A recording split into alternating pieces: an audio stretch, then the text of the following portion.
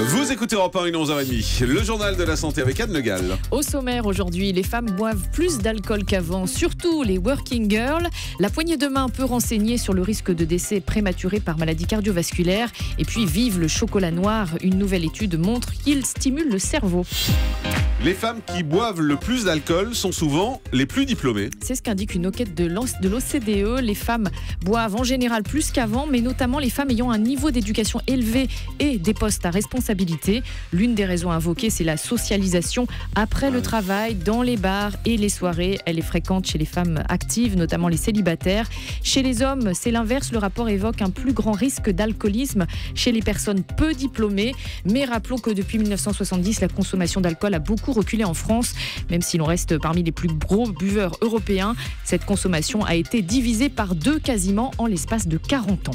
Serrez-vous la main et vous pourrez dire s'il y a un plus grand risque de mourir prématurément. Oui, une étude de grande ampleur menée dans 17 pays sur plus de 140 000 personnes a établi un lien entre la force de la poignée de main et le risque de mortalité. Il y a une corrélation entre cette force, entre la poignée de main molle par exemple et le risque de décès prématuré par maladie cardiaque. C'est une corrélation statistique et non pas un lien de cause à effet. Cette étude publiée dans la revue médicale The Lancet confirme donc que l'énergie qu'on met pour serrer une main, c'est un bon reflet de notre santé physique et mentale. Je ne savais pas.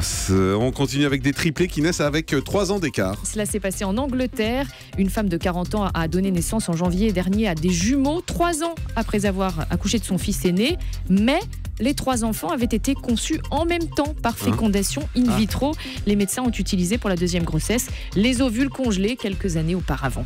Le chocolat noir booste bien le cerveau. Oui, une étude parue dans la revue Neuroregulation montre que la consommation régulière et modérée de chocolat augmente l'activité électrique du cerveau et fait baisser aussi la tension artérielle. Alors modéré, ça veut dire quoi ? 1 ou 2 carrés de chocolat matin et soir. Pas, ça. Et il faut le laisser fondre 3 minutes dans la bouche pour éviter l'effet addictif. Voilà. Ah bah oui, d'accord. Donc la tablette collée sur le palais. La tablette. C'est pour le sommeil. Ça c'était hier, c'était quand on parlait du sommeil. Il faut retenir que la tablette doit durer une semaine donc. D'accord. Et il faut préférer noir. Le chocolat noir. Vous m'avez devancé. Pourquoi ? Voici la réponse du docteur Hervé Robert, auteur d'un livre sur les vertus du chocolat. Il est interrogé par nos confrères du site internet Pourquoi Docteur ? Ce qui joue notamment dans le chocolat noir, ce sont les polyphénols. Or, ils sont en concentration plus importante dans les chocolats noirs et d'autant plus que le pourcentage de cacao est important. Alors que dans le chocolat au lait, il y a moins de pâte de cacao, donc moins de polyphénols. Donc, si on veut vraiment avoir l'effet bénéfique du chocolat, vaut mieux prendre du noir aux alentours de 70% de cacao, voire un peu plus, si on aime ça. Voilà, 70% de cacao minimum. Il faut retenir ça. À l'hôpital militaire de Bruxelles, plusieurs opérations ont récemment été reportées à cause d'une tondeuse à gazon. Et qu'est-ce qui s'est passé à votre avis ?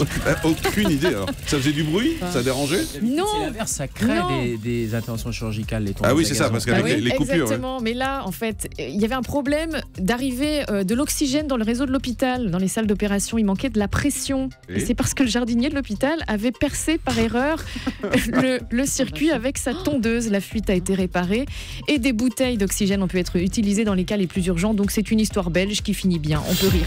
Le chiffre du jour, c'est 78 000. 78 000 personnes décèdent chaque année à cause du tabac en France. 2 chercheurs de l'Institut Gustave Roussy et de l'INSERM ont établi cette estimation à partir des données de l'année 2010. La proportion de femmes victimes du tabac ne cesse de croître. La cigarette tuait 2700 Françaises en 1980 et aujourd'hui elles sont 19 000, 7 fois plus.